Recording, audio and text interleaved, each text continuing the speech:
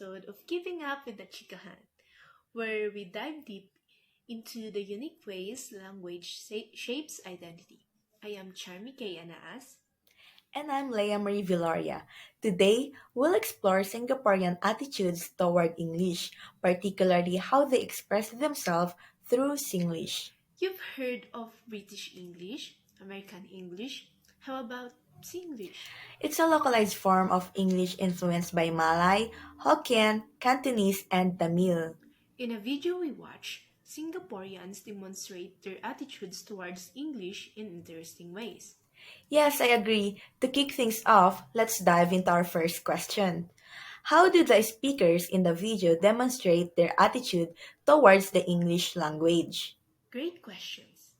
Based on what we observe, they seems to have a very natural relationship with their way of speaking English. Their attitude is also very nice and approachable.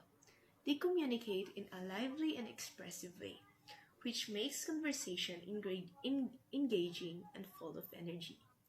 You know what? I also love their facial expressions. They add so much character to the way they speak. Many Singaporeans don't even realize they have a distinct accent because it's just how they talk every day. That brings us to another question. What factor seems to influence the way the individual use There are English? several factors at one play. One major influence is Singapore's multicultural environment. Because the country is home to diverse ethnic groups, including Chinese, Malay, and also Indian communities, their languages and dialects naturally blend with English, creating Singlish. Great point. Addition to that, Singaporeans use Singlish based on the setting, such as they use Singlish with friends and family, but which switch to standard English in formal settings. Exactly. Also, education plays a role. Schools in Singapore teach in English, which helps maintain proficiency in the language. But outside of school, people still use Singlish as a form of cultural expression. Mm. Media plays a role too. Western media promotes standard Mm. English, while local content keeps English as part of daily life.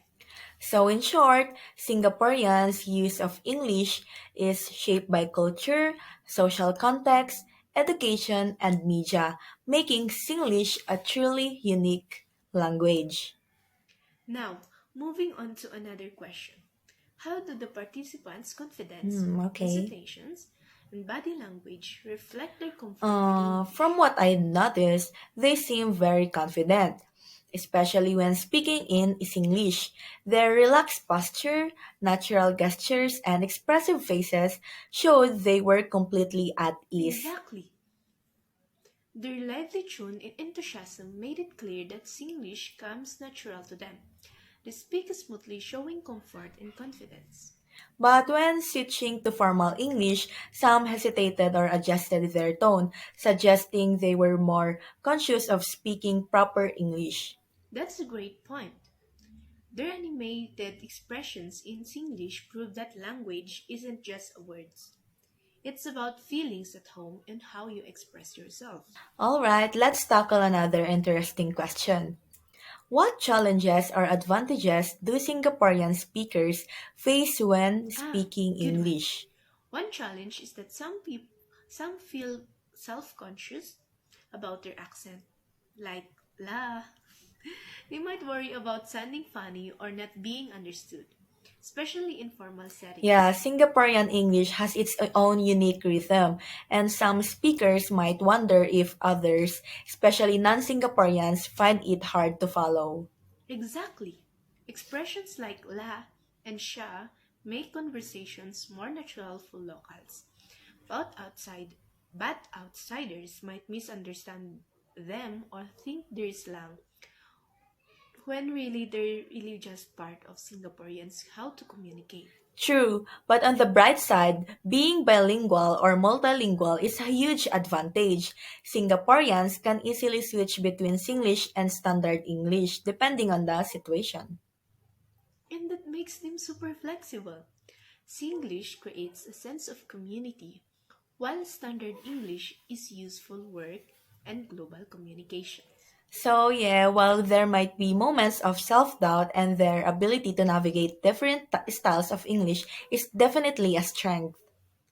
So, let's go on to the summary or conclusion of our podcast. We all know that English proficiency plays a key role in shaping an individual's confidence and social interactions. Those who are fluent tend to express themselves more naturally and engage in conversations with ease, especially in informal settings like Singlish. That's right. However, when using formal English, some may feel less confident or hesitant. This means that affects how people see themselves. Exactly. To sum it up, being proficient in both Singlish and Standard English helps people adapt not just socially but also professionally, strengthening their communications and connections. Well, that wraps up our episode. Thanks for tuning in. And if you enjoyed this conversation, don't forget to subscribe and share your thoughts with us. Until next time, take care la!